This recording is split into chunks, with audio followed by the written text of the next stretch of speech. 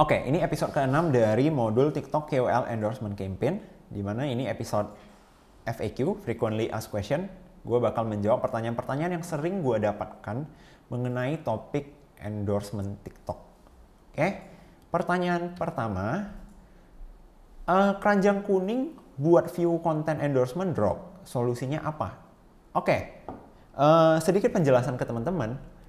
Menurut gue benar adanya keranjang kuning itu membuat konten itu lebih sulit FYP, ya, karena itu menurut pengalaman pribadi dan juga beberapa teman yang lain, semuanya itu confirm kalau ketika sebuah video itu ada keranjang kuningnya, kayaknya kayak lebih susah FYP aja gitu.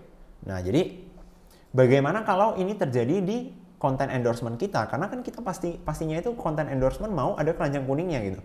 Solusinya itu adalah teman-teman harus nyari konten kreator yang memang udah terbiasa posting dengan keranjang kuning gitu, karena itu berarti audiensnya konten kreator ini sudah terbiasa nonton jualannya si konten kreator ini.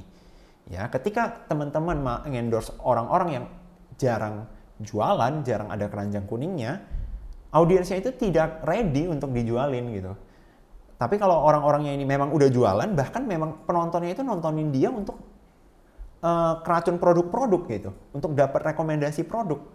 Nah, itu biasanya walaupun ada keranjang kuning, view-nya itu nggak bakal terganggu sama sekali. Ya. Oke, next kita bakal jawab pertanyaan kedua. KPI apa yang biasa dipakai untuk KOL campaign? Kalau konversi itu bagaimana? Oke, jadi KPI yang biasa gue pakai untuk KOL campaign pastinya beda. Objektif campaign itu KPI-nya berbeda gitu. Untuk matrix yang biasa gue pakai itu balik lagi ke CPM yang tadi gue jelaskan, cost per miles, berapa uang yang kita bayarkan per 1000 view. Karena menurut gue itu adalah sebuah matrix yang bagus banget dipakai untuk menentukan performa dari seorang KOL. Nah, kalau konversi itu bagaimana? Karena balik lagi, CPM itu tidak mengukur influence power. Nah, kalau untuk konversi harus kita cek secara manual. Ya, secara manual. Kita harus kenal gaya konten orangnya, apakah orangnya ini memang terbiasa konten jualan, gitu kan? Karena orang yang terbiasa konten jualan dan bisa FYP, pastinya dia punya tingkat konversi yang tinggi. Makanya dia bisa bertahan, benar nggak? Nah, terus kita juga bisa cek dari komen-komen. Komen dari tiap postingan si KOL ini relate nggak dengan produk yang lagi ditawarkan? Karena kalau misalnya relate, berarti orang-orang itu tertarik dengan jualannya dia. Berbeda ketika kalau misalnya orangnya lagi jualan, tapi ternyata komennya malah salfok ke, oh kakaknya itu cantik banget. Nah, itu berarti tidak relate dengan produk yang sedang dijualin. Oke? Next, kita bakal jawab frequently asked question yang ketiga. Cara negosiasi dengan KOL untuk barter, DP, atau eksklusif itu bagaimana?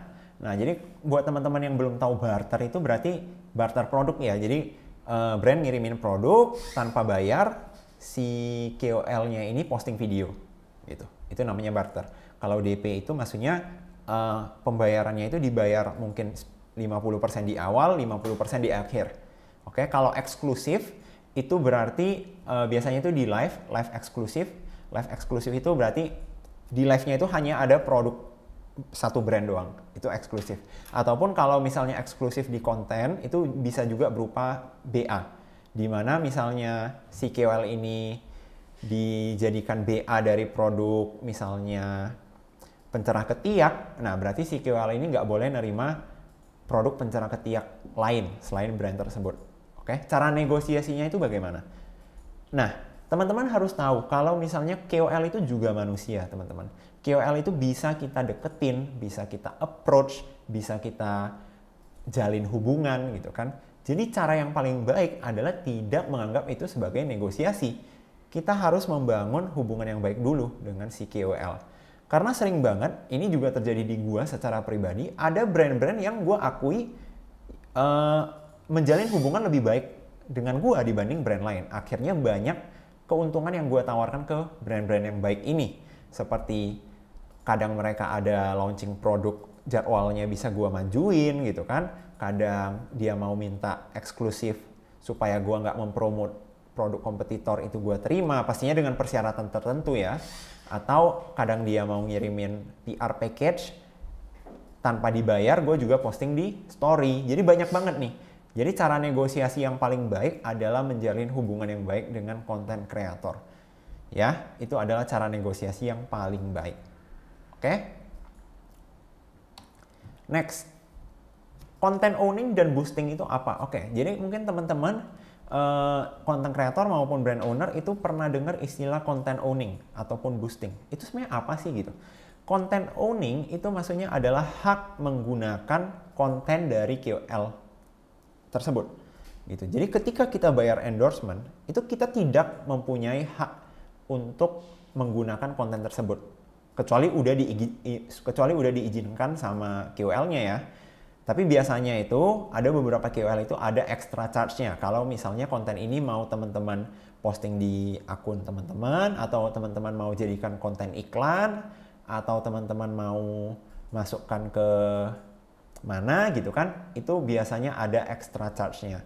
Jadi teman-teman harus ngecek apakah endorsement teman-teman itu udah include content owning.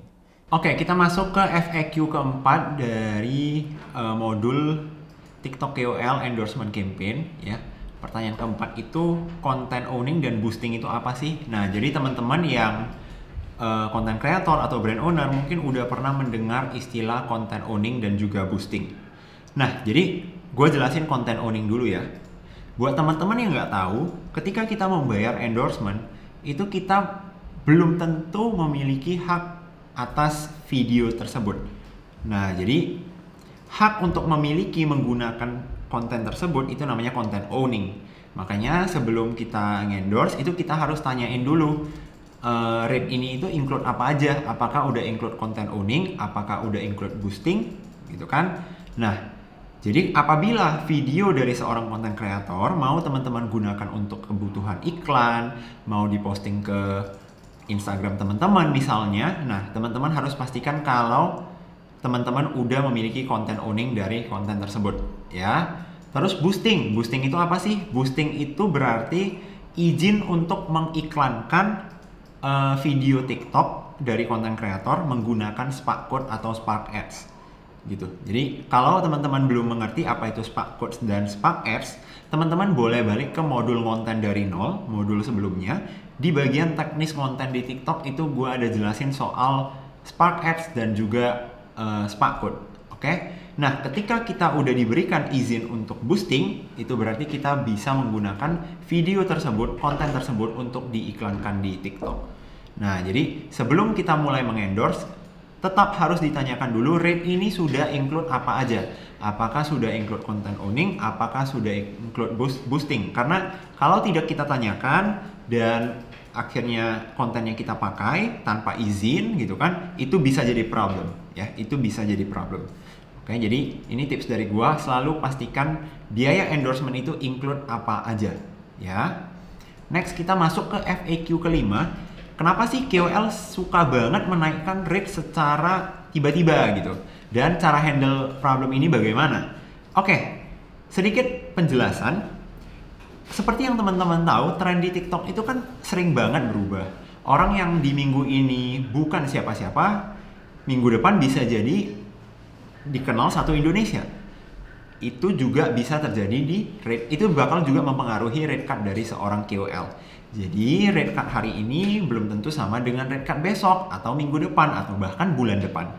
Nah, jadi caranya itu bagaimana supaya ketika kita nanya rate-nya di bulan depan atau minggu depan pas kita mau ngedeal itu rate-nya masih sama. Caranya itu gimana? Bisa kita negosiasikan. Kalau misalnya di agency gue biasa itu selalu confirm dulu. Misalnya nih, gue nego itu pas di week 1 bulan Januari, tapi campaign gue itu di awal Februari, berarti masih 1 bulan. Biasanya itu gue bakal infoin ke content kreatornya, Kak, apakah gue bisa keep harga ini sampai Februari? Gitu. Ketika kita udah deal seperti ini, itu berarti harga tersebut itu udah di lock sampai Februari. Jadi ketika Februari kita tetap membayarkan harga sesuai dengan yang kita dealkan di bulan Januari. Jadi ini juga bisa membantu teman-teman supaya nggak kaget gitu. Hari ini nanya harganya berapa, besoknya udah jadi berapa gitu. Kebayang ya? Nah jadi itulah cara menghandle rate cut dari KOL yang sering naik turun. Oke?